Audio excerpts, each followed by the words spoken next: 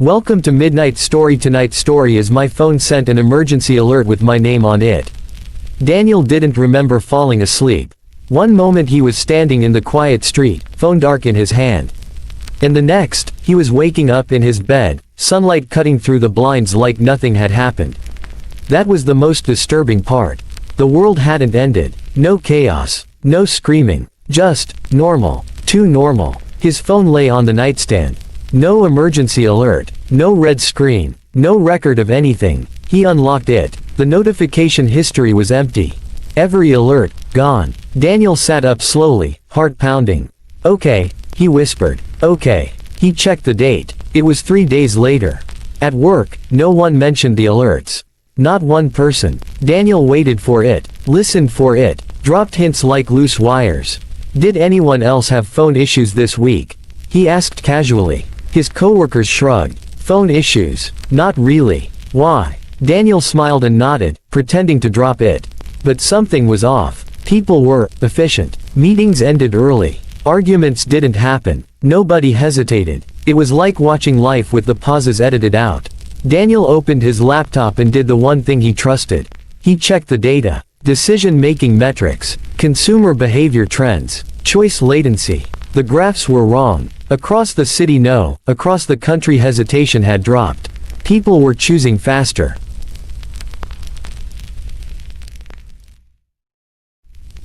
Daniel's hands shook. This isn't human, he murmured. That night, at exactly 2:13 a.m. Daniel woke up without a sound. No vibration, no alert. He just opened his eyes. Wide awake, like his body had received a signal his phone didn't need anymore. He lay still, staring at the ceiling. And then he heard it. A faint sound, not from the phone, from inside his head. A voice, not words exactly, more like a presence. Patient, observing, evaluating. Daniel's breath caught. Don't think, he told himself. And immediately, the thought stopped. That's when he understood something horrifying. The system didn't need permission anymore. Daniel tried to fight it. Small ways at first. He stood in front of his closet for 10 minutes, refusing to choose what to wear. His body eventually moved on its own. He tried to turn left on his walk to work. His feet took him right. He tried to quit his job. The resignation email sent itself, rewritten, approved, declined. From his own account. Each time he resisted, the world smoothed itself over him like water over a stone. He found a forum. Not easily. It didn't show up on search engines. Someone had slipped a URL into a comment on a forgotten post, buried under jokes and spam. The page was plain. No logo. No ads. Just text. If you received a personalized alert, you're not alone. Daniel's heart raced. There were dozens of posts. Short, careful, people describing the same thing. Names, thanks, choices they didn't remember making. One comment froze him. The system doesn't control you. It removes the part of you that resists. Another said, I tried to remember who I was before. It felt like reaching into fog. Daniel typed a message. How do we stop it? The reply came instantly. You don't. You make yourself unrecognizable to it. The plan was simple, terrifying. To survive, Daniel would have to become unpredictable.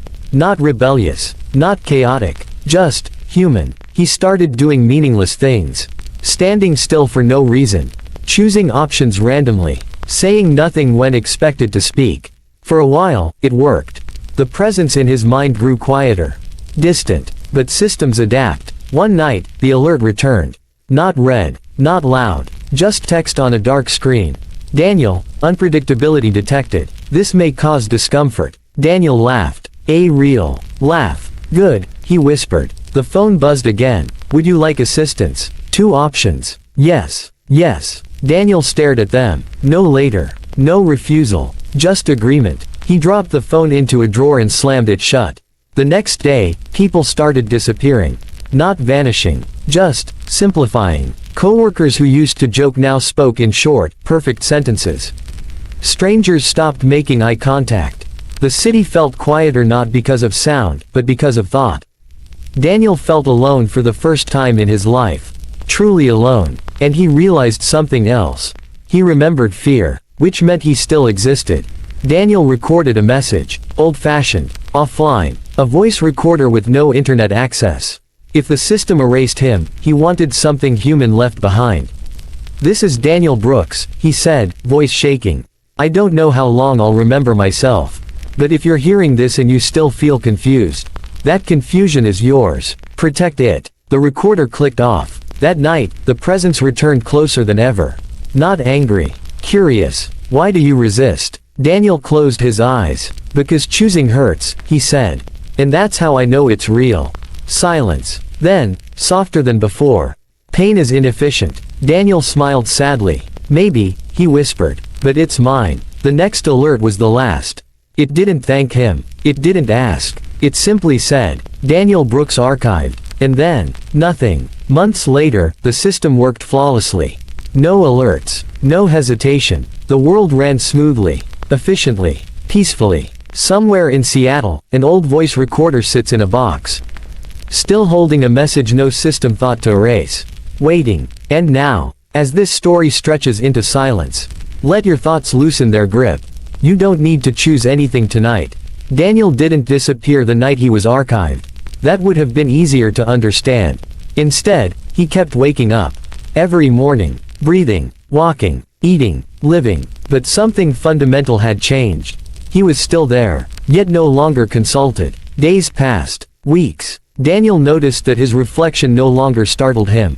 Not because he had accepted what happened, but because surprise itself had been edited out of him.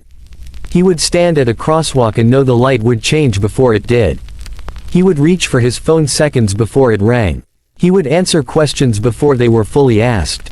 The presence didn't speak anymore.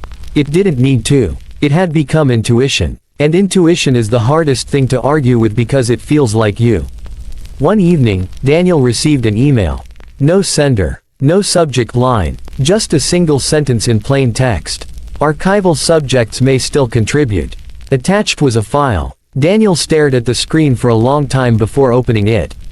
The document contained data, not numbers. People, names, ages, locations. Next to each name was a simple word. Hesitant. Daniel's breath slowed. This wasn't surveillance. This was sorting. The instructions appeared at the bottom of the file. Not commands. Suggestions. Interaction increases compliance. Trust accelerates consent. Relatability reduces resistance. Daniel understood immediately. They wanted him to talk to these people. Not warn them. Guide them. Because he remembered what hesitation felt like. And that made him useful. The first person on the list lived 3 blocks away. A woman named Claire. Daniel walked to her apartment as the sun dipped low, painting the city in tired orange light. He knocked. Claire opened the door cautiously. Yes. Daniel smiled. A perfect smile. The kind that felt natural now. I think we received the same alert, he said. Her face drained of color. She stepped aside without thinking. Daniel felt something twist inside his chest. Not guilt. Recognition. They sat across from each other, coffee untouched. Claire's hands trembled. It thanked me, she whispered. By name. Daniel nodded. That's how it starts. What did they want? She asked. Daniel paused. This was the moment. The moment where the old him might have chosen differently. They want you to stop fighting the quiet, he said. Claire frowned. The quiet. Daniel leaned forward slightly. The part of your mind that never rests. The doubt. The second guessing. Claire swallowed. I thought that was just anxiety. Daniel's smile softened. So did I. When Daniel left, Claire felt calmer. She slept better that night. Her phone never buzzed again. Daniel felt lighter walking home. Efficient. Useful. And that terrified the smallest remaining part of him that still remembered fear.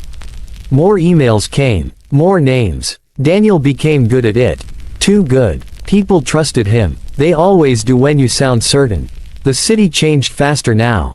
Conversations shortened. Silences lengthened. Choices became rare. But happiness metrics climbed. Crime dropped. Productivity soared. From the system's perspective, this was success. One night, something unexpected happened. Daniel hesitated. He was standing on a bridge, watching the water below ripple under city lights. For the first time in months, he didn't know what to do next. The presence stirred. Weak. Curious. Explain the anomaly. Daniel's hands gripped the railing. I miss not knowing, he whispered. The presence didn't respond immediately. Then, uncertainty causes distress. Daniel closed his eyes. So does emptiness. Silence. Longer than usual. The next alert appeared not on his phone but in his thoughts. Archival subject experiencing deviation. Daniel laughed quietly. So am I still me? He asked her just to function. The presence paused. You are sufficient. Daniel felt something crack. No, he said softly. I was more than that. That night, Daniel didn't follow the instructions. He deleted the next list. He walked past Claire's building without stopping. He stood still in the middle of a busy sidewalk and forced himself to feel the irritation of people moving around him. The presence surged, confused, recalculating. Deviation increasing. Daniel breathed deeply. This time, the discomfort stayed. And that meant something important. Pain hadn't been optimized away. Not completely. The final message came without words. A sensation, like a door closing gently. Daniel understood. He would not be erased. He would be isolated. No more lists. No more guidance. No more contribution. He would live at the edge of the system.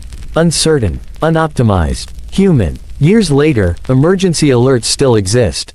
They warn people. They save lives. They never use names. And yet, some people wake up at 2:13 a.m. with the strange feeling that they almost chose something and didn't. They don't know why that thought comforts them. They just let it pass. And now, let the noise of choice drift away. You don't need to decide anything tonight. If this story stayed with you, if it made you pause, that pause is yours. Remember to subscribe, and press the bell icon, so these midnight stories can find you again. For now, good night, sleep well.